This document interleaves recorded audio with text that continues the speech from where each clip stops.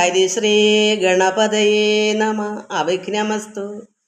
ഓം നമോ ഭഗവതേ വാസുദേവായ. ശ്രീകൃഷ്ണ പരമാത്മനേ നമ. രാമായ രാമഭദ്രായ രാമചന്ദ്രായ വേധസേ രഘുനാഥായ നാഥായ സീതായാംബദേ നമ. രാമ രാമ രാമ രാമ രാമ രാമ രാമ രാമപാദം ചേരണി മുകുന്ദ രാമ പാഹി മാം. രാമ രാമ പാഹി മാം മുകുന്ദ രാമ പാഹി മാം. രാമപാദം ചേരണി മുകുന്ദ രാമ പാഹി മാം. എല്ലാ ഭക്തമക്കൾക്കും എൻ്റെ വിനിതമായ പ്രണാമം. എല്ലാവർക്കും ശാന്തിയും സമാധാനവും എല്ലാ നന്മകളും ഉണ്ടാകണമേ എന്ന് പ്രാർത്ഥിക്കുന്നു. ഓം ലോകാ സമസ്ത സുഖിനോ ഭവന്തു. നമുക്ക് രാമായണം വായിക്കാം. കഴിഞ്ഞ പ്രാവശ്യം നമ്മൾ വായിച്ചത് വസിഷ്ഠമഹാമുനി ഭരതനെ സമാധാനിപ്പിച്ചു. വേണ്ടുന്ന കാര്യങ്ങളൊക്കെ ഇനി നോക്കണം, കർമ്മങ്ങൾ ചെയ്യണം, എല്ലാ ദുഃഖങ്ങളെല്ലാം ത്യജിച്ച് കളയൂ. ആത്മാവിന് നാശമില്ല. ഒരു ദേഹം ജീർണിക്കുമ്പോൾ ഒരു വസ്ത്രം, പഴയ വസ്ത്രം മാറി നല്ല വസ്ത്രം ഉടുക്കുന്നത് പോലെ ദേഹം ത്യജിച്ചിട്ട് അടുത്ത ഒരു ദേഹം എടുക്കുന്നതേ ഉള്ളൂ. ആത്മാവിന് ജനനമരണങ്ങളില്ല. പിന്നെയോ ഷഡ്ഭാവങ്ങളില്ല. അതായത് ശൈശവം, കുട്ടി ജനിക്കുന്നത്, അതൊന്ന് ശൈശവം. പിന്നെ ബാല്യം, കൗമാരം, യൗവനം, വാർദ്ധക്യം, മരണം. ഇങ്ങനെ 6 അവസ്ഥകളാണ് ഷഡ്ഭാവം. ഷഡ്ഭാവം വെച്ചാൽ 6 ഭാവങ്ങൾ. ഇതൊന്നും തന്നെ ആത്മാവിനില്ല. അതുകൊണ്ട് നീ വിഷമങ്ങളെല്ലാം ത്യജിച്ച് കളഞ്ഞിട്ട് നീ ഇനി കർമ്മം ചെയ്യുക എന്ന് പറഞ്ഞാൽ നമ്മൾ മതിയാക്കിയതിന് നമുക്ക് സംസ്കാര കർമ്മമാണ് പിതാവിൻ്റെ. അത് നമുക്ക് വായിക്കാം.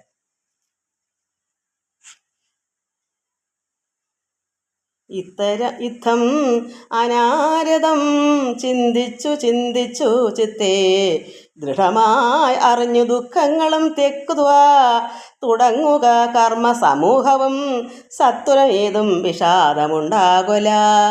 എല്ലാം നീ ത്യജിച്ചു കളയൂ, നിന്റെ വിഷമങ്ങളെല്ലാം മാറ്റൂ, നിനക്കിന് കർമ്മങ്ങൾ അനുഷ്ഠിക്കൂ. സംസ്കാരകർമ്മം വായിക്കാം. ശ്രുത്വാ ഗുരുവചനം നൃപനന്ദനൻ കൃത്വാ യഥാവിധി സംസ്കാര കർമ്മവും. ഗുരുവിൻ്റെ വാക്കുകൾ, വസിഷ്ഠമഹാമുനിയാണ് ഗുരു.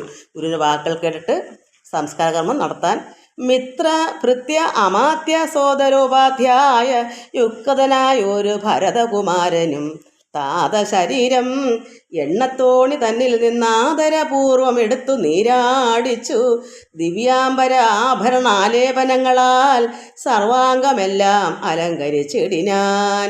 എല്ലാവരും കൂടെ, അമാത്യന്മാരും മിത്രന്മാരും സോദരനും അത് ശത്രുഘ്നനും ഭരതനും എല്ലാം ചേർന്ന് ശരീരം, അതായത് പിതാവിൻ്റെ ശരീരം എണ്ണത്തോണിൽ നിന്നെടുത്ത് നീരാടിച്ചു, കുളിപ്പിച്ചു.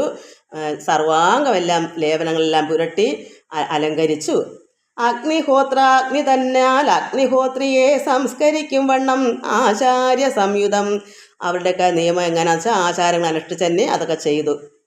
ദത്വാ തിലോദകം ദ്വാദശവാസരേ ഭക്തിയാ കഴിച്ചതു പിണ്ടവും ആദരാൽ.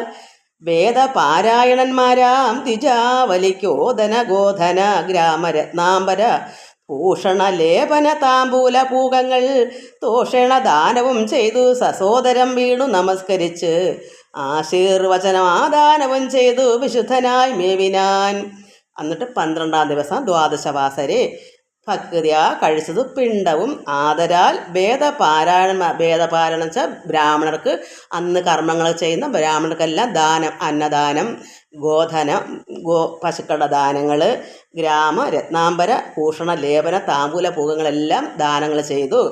എന്നിട്ട് ഈ ഭരതകുമാരൻ വീണ് നമസ്കരിച്ചു. ബ്രാഹ്മണരുടെ അവർ ചെയ്ത കർമ്മങ്ങൾ ചെയ്തെല്ലാം വീണ് നമസ്കരിച്ച് അവരുടെ ആശീർവാദമൊക്കെ ചെയ്ത് സസോദരം വീണ് നമസ്കരിച്ച് ആശീർവചനമാദാനവും ചെയ്തു വിശുദ്ധനായി മേവിനാൻ.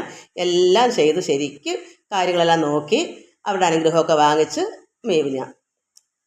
ജാനകി ലക്ഷ്മണ സംയുക്തനായുടൻ കാനനം പ്രാപിച്ച രാമകുമാരനെ മനസ്സേ ചിന്തിച്ച അനുദിനം മാനവവീരനായൊരു ഭരതനും അനുജനായി വസിച്ചിടിനാൻ. അദ്ദിനം ആ ദിവസം അനുജനായിട്ട് തന്നെ സർവ്വകാര്യങ്ങൾ ചെയ്തു. കാരണം ജ്യേഷ്ഠനെ എപ്പോഴും മനസ്സിൽ, കാരണം ശ്രീരാമനും ലക്ഷ്മണനും സീതയും കൂടെ ഒന്നിച്ച് വനത്തിൽ പോയേക്കുന്നത് എപ്പോഴും ആ ദിവസം മൊത്തവും ഭരതൻ്റെ മനസ്സിൽ അവർ തന്നെയായിരുന്നു. ജ്യേഷ്ഠൻ തന്നെയാണ്. ജ്യേഷ്ഠൻ ചെയ്യുന്ന രീതി തന്നെ എല്ലാം ചിന്തിച്ചും കൊണ്ട് അതനുസരിച്ച് ഒരു അനുജനായിട്ട് നിന്ന് അതെല്ലാം ചെയ്തു. എപ്പോഴും മനസ്സിൽ ശ്രീരാമനെ തന്നെയായിരുന്നു അദ്ദേഹം, ഈ ഭരതൻ്റെ ഉള്ളിൽ മൊത്തവും. അതുകൊണ്ട് അന്ന് അനുജനായി, ശ്രീരാമൻ്റെ അനുജനായി തന്നെ വസിച്ചിടാൻ അദ്ദിനം, അന്ന് 12-ാം ദിവസം ഇങ്ങനെയെല്ലാം നല്ല കാര്യങ്ങളെല്ലാം ചെയ്തു. നാനാ സുഹൃജനത്തോടും അനാകുലം തത്ര, അതായത് മാനസയെ ചിന്തിച്ച് അനുദിനം മാനവ വീരനായൊരു ഭരതനും അനുജനായി വസിച്ചിടാൻ അദ്ദിനം നാനാ സുഹൃജനത്തോടും അനാകുലം, മറ്റുള്ള സുഹൃത്തുക്കളും എല്ലാവരുമായിട്ട് അങ്ങനെ വസിച്ചു. എന്നിട്ട് ഇനി അടുത്ത എന്താ ചെയ്യേണ്ടതെന്ന് വസിഷ്ഠ മഹാമുനി ഇനി ആലോചന തുടങ്ങുവാണ്. അത് തത്ര വസിഷ്ഠ മുനീന്ദ്രൻ മുനികുലസത്തമന്മാരുമായി വന്നു സഭ അന്തികേ അർണോരുഹാസന സന്നിഭന മുനി സ്വർണാസനെ മരുവിടിനാനാദരാൽ. വസിഷ്ഠ മഹാമുനി അവിടെ പിന്നെ രാജാവൊന്നും ആയില്ലല്ലോ, ഇനിയിപ്പോൾ ഭരതനെ ഇരുത്തിയിട്ടല്ലേ അതിനുമായിട്ട് അവിടെ ആലോചന ഇടാനായിട്ട് സഭ അന്തികേ, അതായത് വസിഷ്ഠ മഹാമുനി രത്നസിംഹാസനത്തിൽ ആദരാൽ ഇരുന്നും കൊണ്ട് എല്ലാവരെയും മുനിസത്തന്മാരെയൊക്കെ വരുത്തി സഭയിൽ സഭാന്തികയെ വരുത്തിയിട്ട് ശത്രുഘ്ന സംയുക്തനായ ഭരതനെ തത്ര വരുത്തി. അന്നേരം അവർകളും, അതായത് ശത്രുഘ്നും കൂടെ ചേർന്നാണല്ലോ ഭരതൻ എപ്പോഴും നിൽക്കുന്നതുകൊണ്ട് ശത്രുഘ്ൻ ഉൾപ്പെടെയുള്ള ഭരതനെ, സംയുക്ത ഭരതനെ, അതായത് ജ്യേഷ്ഠനെയും അനുജനെയും തത്ര വരുത്തി. അന്നേരം അവർകളെല്ലാം കൂടെ ഈ കുട്ടികളെ അവിടെ വരുത്തി. ഈ സഭാന്തികത്തിൽ കർമ്മങ്ങളെല്ലാം കഴിഞ്ഞല്ലോ, പിന്നെ ഇനി രാജ്യകാര്യങ്ങൾക്ക് വേണ്ടി പിതാവ് പറഞ്ഞ കാര്യങ്ങൾക്ക് കുട്ടികളെ അറിയിക്കണ്ടേ, ഭരതനെ അറിയിക്കണ്ടേ, രാജ്യം വാഴണ്ടേ, അവിടെ അരാജകത്വം വരത്തില്ലയോ, രാജ്യത്തിൽ വേണ്ടുന്ന കാര്യങ്ങൾ ചെയ്യാൻ വേറെ ആരും ഇല്ലല്ലോ. അപ്പോൾ ഈ ഗുരു ആയിരിക്കുന്ന വസിഷ്ഠ മഹാമുനി ഇതൊക്കെ ചെയ്യിക്കാനായിട്ട് എല്ലാവരെയും വരുത്തി കാര്യങ്ങൾ പറയാനാണ് പുത്രന്മാരെയും വരുത്തിയത്, ഭരതനെയൊക്കെ. മന്ത്രികളോടും പുരവാസികളോടും അന്തരാനന്ദം വളർന്നു മരുവിനാർ. കുമ്പിട്ടു നിന്ന ഭരതകുമാരനോട് അംഭോജ സംഭവ നന്ദനൻ ചൊല്ലിനാൻ. അങ്ങനെ കാര്യങ്ങളെല്ലാം കേൾക്കാൻ എല്ലാവരും വരുത്തിയപ്പോൾ കുമ്പിട്ട് വിനയത്തോടുകൂടി ഭരതൻ അവിടെ നിന്നു. അങ്ങനെ നിൽക്കുന്ന ഭരതകുമാരനോട് അംഭോജ സംഭവം വസിഷ്ഠ മഹാമുനി പറയുന്നു. ദേശകാലോ ഉചിതമായുള്ള വാക്കുകൾ ദേശികനായ ഞാൻ ആശ ചൊല്ലിയിടുവൻ. ഇപ്പോൾ നമുക്കിവിടെ എന്താ ഉചിതമായുള്ളത് അത് ഞാൻ പറയാം. ഇപ്പം തൽക്കാലം ഇവിടെ എന്തായാലും ഇവിടെ എന്തെങ്കിലും വന്നേ പറ്റൂ, അത് ഇപ്പോഴത്തെ അവസ്ഥ അനുസരിച്ച് ഉചിതമായുള്ള കാര്യം ഞാൻ പറയാം, അത് നീ കേൾക്കണം. ദേശകാലോചിതമായുള്ള വാക്കുകൾ, ദേശികനായ ഈ ഗുരുവാണ്, രാജഗുരുവാണ് കാര്യങ്ങളെല്ലാം ഇങ്ങനെ തീരുമാനിക്കുന്നത്, അത് ഞാൻ പറയാം, കേൾക്കുക. സത്യസന്ധൻ തവ താതൻ ദശരഥൻ പൃഥ്വീതലം നിനക്കദ്യ നൽകിയിടിനാൻ. നിന്റെ പിതാവ് സത്യസന്ധനായിരുന്നുകൊണ്ട് നിനക്ക് പിതാവ് ദശരഥ മഹാരാജാവ് ഈ ഭൂമി, ഈ രാജ്യം നിനക്ക് തന്നു വാഴാൻ. പുത്ര അഭ്യുദയാർത്ഥ ഏഷ കൈകേയിക്ക് ദത്തമായൊരു വരദ്വയം കാരണം. നിന്റെ അമ്മ കൈകേയിക്ക് 2 വരം കൊടുക്കാനുള്ള കാരണം കൊണ്ടാണ് ഇതിപ്പം. അതും നിന്റെ നന്മയ്ക്ക്, പുത്ര അഭ്യുദയാർത്ഥം, അതായത് പുത്രൻ്റെ നന്മയ്ക്ക് വേണ്ടി കൈകേയി ഈ 2 വരം നിനക്കായിട്ട് വാങ്ങിച്ച, അതുകൊണ്ടാണ് നിനക്ക് പിതാവ് രാജ്യാഭിഷേകം ചെയ്യാനുള്ള അനുമതി തന്നത്. മന്ത്രപൂർവ്വ അഭിഷേകം നിനക്ക് ഞാൻ മന്ത്രികളോട് അൻപോട് ചെയ്തിടുവൻ. എല്ലാ അത് നിനക്ക് മന്ത്രപൂർവ്വം തന്നെ നിന്നെ അഭിഷേകം ചെയ്തിട്ട് മന്ത്രികളോട് അൻപോട് ചെയ്തിടുവൻ ഞാൻ അങ്ങനെ നടത്താം. നിന്നെ തന്നെ അഭിഷേകം ചെയ്യാനുള്ള ഒരുക്കപ്പാടാണ്. നിന്റെ അച്ഛൻ പിതാവ് ഇത് പറഞ്ഞിട്ടാണ് രാജ്യാഭിഷേകം മകന് പുത്രന്, അത് ഭരതനെ ഏൽപ്പിക്കാം എന്നുള്ള വെച്ചിട്ടുള്ള പിതാവ് പോയല്ലോ. പിന്നെ ഇവിടെ ഈ വസിഷ്ഠ മഹാമുനി വേണം ഇനി ഇതെല്ലാം നടത്തി കൊടുക്കുക. അതുകൊണ്ട് മന്ത്രപൂർവ്വം അഭിഷേകം നിനക്ക് ഞാൻ മന്ത്രികളോട് അൻപോട് ചെയ്തിടുവൻ. എല്ലാവരും സന്തോഷമായിട്ട് നിനക്ക് ചെയ്യാം. രാജ്യം അരാജകമാം ഭവാനാൽ ഇനി ത്യാജം അല്ലെന്ന് ധരിക്ക കുമാര. നീ താത നിയോഗം അനുഷ്ഠിക്കുകയും വേണം, പാതകമുണ്ടാം അതല്ലാകിലേവനും. അതായത് നീ ഇനി ഈ രാജ്യം വാഴിയേ പറ്റത്തുള്ളൂ.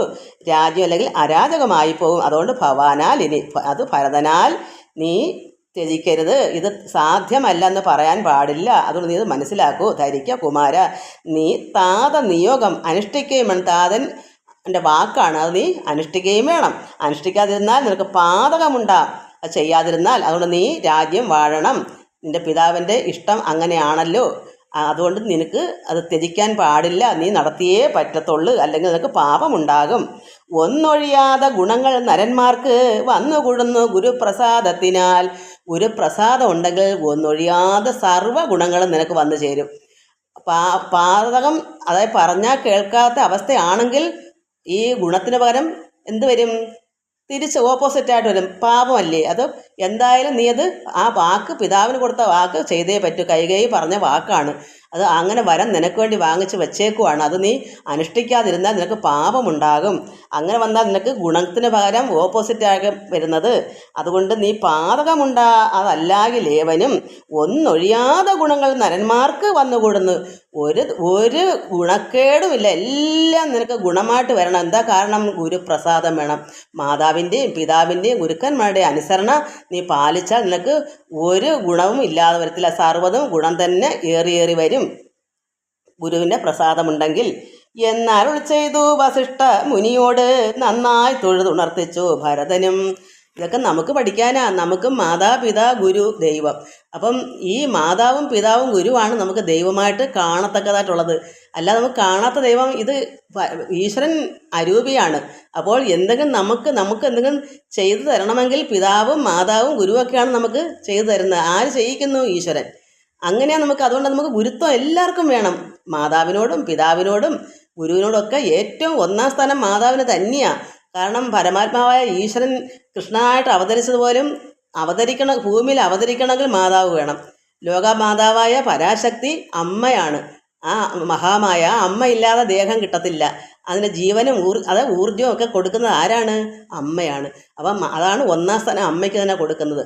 പിന്നെ ഉള്ളു രണ്ടാം സ്ഥാനം പിതാവിന്, മൂന്നാം സ്ഥാനം ഗുരുവിന്. അപ്പം മാതാപിതാ ഗുരു, ഇതാണ് കാണപ്പെട്ട ദൈവം. അതുകൊണ്ട് അപ്പം ഒന്നൊഴിയാതെ ഗുണങ്ങൾ നരന്മാർക്ക് വന്നുകൂടുന്നു ഗുരുപ്രസാദത്തിനാൽ. എവിടെ നോക്കിയാലും ഗുരുക്കന്മാരുടെ പ്രസാദം ഉണ്ടെങ്കിൽ ഒരിക്കലും അവിടെ താഴ്ചയില്ല. ആ അനുഗ്രഹം അത്രമാത്രം കിട്ടിക്കൊണ്ടിരിക്കും. ആ പ്രസാദം ആ ശിഷ്യന്മാർക്ക്, മക്കൾക്കായാലും ഒരു ശിഷ്യനായാലും അങ്ങനെയാണ്. എന്നരുൾ ചെയ്തു വസിഷ്ഠമുനിയോട് നന്നായി തൊഴുതുണർത്തിച്ചു ഭരതനും. അപ്പോൾ ഇങ്ങനെ പറഞ്ഞു കൊടുത്തവൻ വസിഷ്ഠനെ നന്നായി തൊഴുതിട്ട് ഭരതൻ പറയുന്നു, ഇന്ന് അടിയന്നു രാജ്യം കൊണ്ട് കിംഫലം, മന്നവനാകുന്നതും മമ പൂർവജൻ. എനിക്ക് എന്താ ഈ രാജ്യം കൊണ്ടുള്ള ഫലം? രാജാവാകേണ്ടുന്നവൻ എൻ്റെ പൂർവജൻ, എൻ്റെ ജ്യേഷ്ഠനാണ്, ശ്രീരാമനാണ്. കാരണം ജ്യേഷ്ഠനാണല്ലോ സാധാരണ വാഴാനുള്ള അവസരം കൊടുക്കേണ്ടത്. കാരണം മൂത്ത മക്കളാണ് രാജ്യം ഭരിക്കേണ്ടത്. അതുകൊണ്ട് എനിക്ക് രാജ്യം കൊണ്ട് എന്താ ഫലം? മന്നവനാകുന്നതും മമ പൂർവജൻ, ഞങ്ങൾ അവരുടെ കിങ്കരന്മാരത്രേ. നിങ്ങളിതെല്ലാം അറിഞ്ഞല്ലോ മേവുന്നു. നിങ്ങൾക്കിതെല്ലാം അറിയാമല്ലോ. അനുജന്മാരായ കുട്ടികൾക്കൊക്കെ രാജാവിൻ്റെ കിങ്കരൻ, ദാസന്മാർക്ക് ആവാനേ പറ്റുള്ളൂ. കാരണം അതാണ് ലോക നിയമം. അതുകൊണ്ട് ആകേണ്ടുന്ന ആൾ പൂർവജനാണ്, ജ്യേഷ്ഠനാണ്. ഞങ്ങൾ അവരുടെ ജ്യേഷ്ഠൻ്റെ കിങ്കരന്മാരാണ്. നാളെ പുലർകാലേ പോകുന്നതുണ്ടു ഞാൻ. അദ്ദേഹത്തിന് രാജ്യം ഭരിക്കാൻ വയ്യ ഭരതൻ്റെ വനയാത്രയായിനി. നാളെ പുലർകാലേ പോകുന്നതുണ്ടു ഞാൻ, നാളീക നേത്രനെ കൊണ്ടിങ്ങു പോരുവാൻ. അദ്ദേഹത്തിന് ശ്രീരാമനെ മതി, രാജ്യം വേണ്ട, ഒന്നും വേണ്ട. ഇന്നത്തെ കാലത്ത് ചോദിക്കാൻ, ദൈവമേ ജ്യേഷ്ഠനെ അടിച്ചു കൊന്നിട്ടെങ്കിലും അനുജൻ വൈടിക്കും രാജ്യം ഭരിക്കാൻ. അങ്ങനത്തെ കാലമായി ഇന്ന്. എല്ലാം തകിടം മറിഞ്ഞൊരു കാലം. അന്ന് ഇങ്ങനെ അത്രമാത്രം സ്നേഹവും ജ്യേഷ്ഠനെ യഥാർത്ഥത്തിൽ പിതാവിന് തുല്യമാണ്. അപ്പോൾ നാളെ പുലർകാലേ ഞാൻ പോകുന്നു, നാളിക നേത്രനെ കൊണ്ടിങ്ങി പോരുവാൻ. ഞാനും ഭവാനും അരുന്ധതി ദേവിയും നാനാ പുരവാസികളും അമാത്യരും ആന തേർ കാലാൾ കുതിരപ്പടയോടും ആനക ശംഖ പടക വാദ്യത്തോടും സോദര ഭൂസുര താപസ സാമന്തമേദിനി പാലക വൈശ്യ ശൂദ്രാദിയും സാദര ആശു കൈകേയി ഒഴിഞ്ഞുള്ള മാതൃജനങ്ങളുമായിട്ട് പോകണം. സർവ്വപേരും ഉണ്ട്. ഗുരുവും ഗുരുവിൻ്റെ ഭാര്യ അരുന്ധതി ദേവി എല്ലാവരും ഉണ്ട്. പക്ഷേ ആരാ ഒഴിക്കുന്നേ? കൈകേയി. അമ്മ ശരിക്കും പള്ളു പറഞ്ഞു വെച്ചേക്കില്ലേ, ദുഷ്ടേ, ഭയങ്കരി, നിശാചരി, ഘോരെ ഒക്കെ പറഞ്ഞു വെച്ചത്. കാരണം ഈ ശ്രീരാമനെ വനത്തിൽ വിട്ട് അതിനുശേഷം പിതാവും മരിച്ചു. എന്താ ഇതൊക്കെ സംഭവം? ഒട്ടും സ്നേഹം ഉണ്ടാകുന്നില്ല. അത്രമാത്രം ഉള്ളിൽ അമ്മയായിട്ട് വെറുപ്പായി. അതുകൊണ്ട് അമ്മ കൈകേയി ഒഴിച്ചുള്ള ബാക്കി എല്ലാവരും ശ്രീരാമനെ വിളിക്കാൻ പുലർകാലേ പോകണം എന്നാണ് ഭരതൻ പറയുന്നത്. രാമനിങ്ങാകമച്ചിടുവോളം ഞങ്ങൾ സാദരമാശ് കൈകേയി ഒഴിഞ്ഞുള്ള മാതൃജനങ്ങളുമായിട്ട് പോകണം. വേറെ രണ്ടമ്മമാർ സുമിത്രയും കൗസല്യയും, പിന്നെ അവിടെയൊക്കെ ഏതെങ്കിലും അമ്മമാരുടെ അവരും, കൈകേയി മാത്രം വേണ്ട. രാമനിങ്ങാഗമിച്ചിടുവോളം ഞങ്ങൾ ഭൂമിയിൽ തന്നെ ശയിക്കുന്നതേ ഉള്ളൂ. ശ്രീരാമൻ ഇങ്ങോട്ട് വരുവോളവും വനത്തിൽ നിന്ന് വരാത്രത്തോളം കാലം ഞങ്ങളും അവിടെ തന്നെ ഭൂമിയിൽ ശയിക്കുന്നതേ ഉള്ളൂ.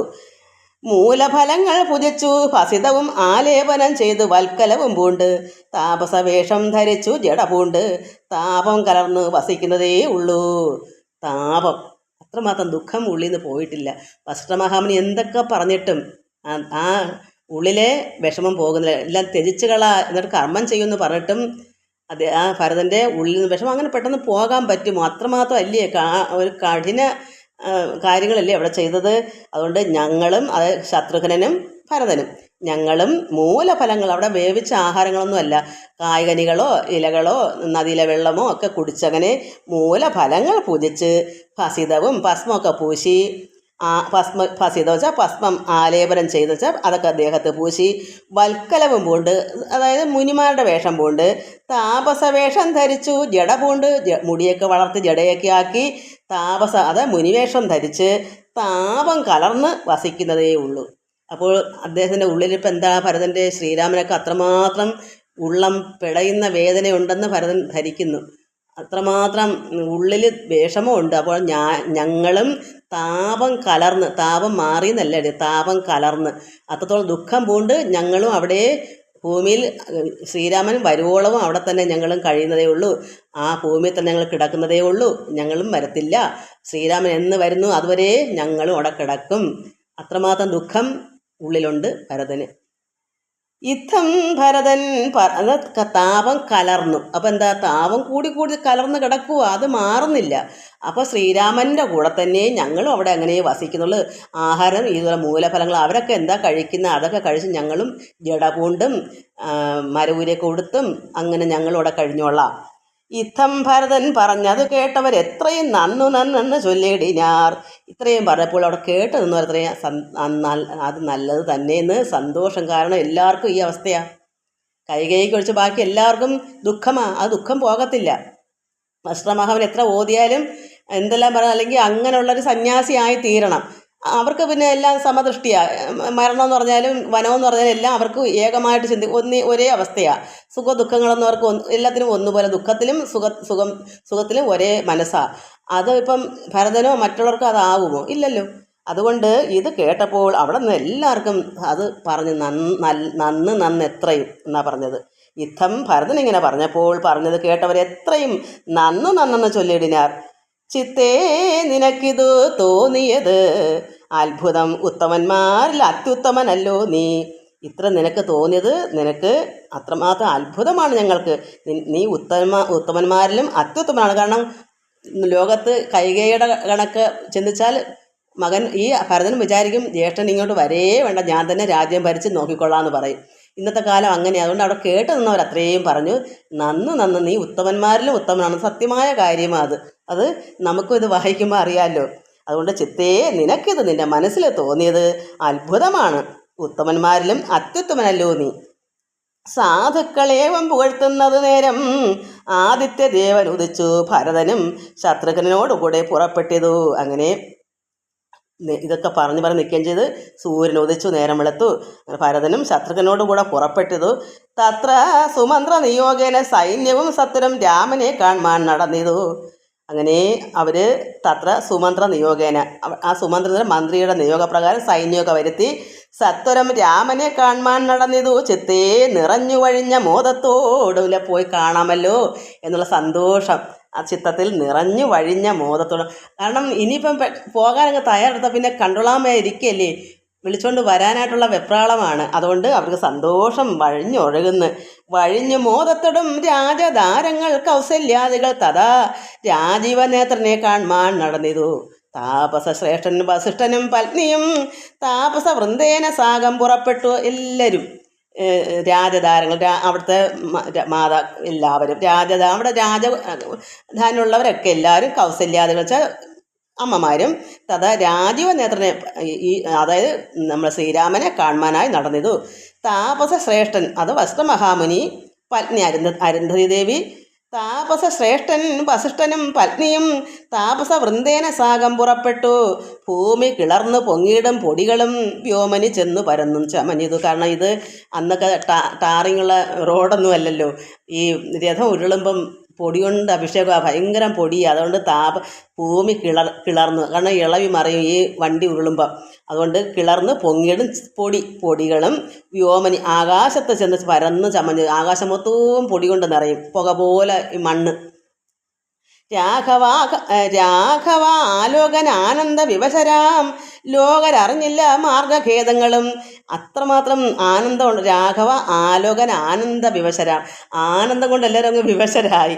അപ്പോഴെന്ത് ഈ ലോകരൊന്നും അറിഞ്ഞില്ല ഈ മാർഗഖേദം. ഈ പോകുന്ന വഴിക്ക് കടപട പന്ന റോഡ് മലകളിലേക്ക് ഇങ്ങനെ പോകുകയല്ലേ. അപ്പം ഈ അവിടുത്തെ ഒരു നദിയുണ്ടല്ലോ, ആ ഗംഗാ നദി, അവിടെ ചെല്ലുന്നവരാണല്ലോ ഈ വണ്ടി ഉരുളുന്നത്. അപ്പോൾ അവിടെ ദുർഘടം പിടിച്ച കുന്നും കുഴികളൊക്കെ ഉള്ള റോഡുകളാണ്, അങ്ങനെ ജനസഞ്ചാരമൊന്നും ഉള്ളതല്ലല്ലോ.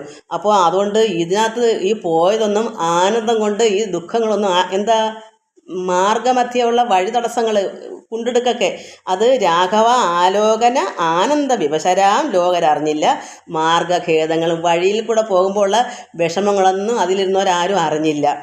ശൃംഗിവേരാഖ്യാപുരം ഗമിച്ചിട്ടുടൻ ഗംഗാതടയെ ചെന്ന് നിന്നു പെരുമ്പട. എല്ലാവരും കൂടെ അങ്ങനെ വണ്ടിയിൽ പോയി പെരുമ്പട. ഒത്തിരി പേരില്ലേ, എല്ലാവരുടെ പോയപ്പോൾ ഒരു വഴിയിലുള്ള വിഷമങ്ങളോ കുലുക്കോ ഒന്നും അറിയാതെ ഇവിടം ആ ശൃംഗിവേരാഖ്യ അതായത് ഗുഹൻ്റെ അവിടം വരെ ചെല്ലാം. വണ്ടി അവിടം വരെ ഉള്ളൂ. പിന്നെ നദി കടന്ന് അക്കരെ കയറുന്ന വനമാണ്. അപ്പം ഈ രഥം അവിടം വരെ കൊണ്ടാക്കും. അങ്ങനെ പെരുമ്പട ഗംഗാതടയെ ചെന്ന് നിന്നു. നമുക്കിനി അടുത്ത ദിവസം ബാക്കി വായിക്കാം. അത് മതി, കാരണം ഇനി വായിച്ചാൽ ഇപ്പോഴൊന്നും തീരത്തില്ല.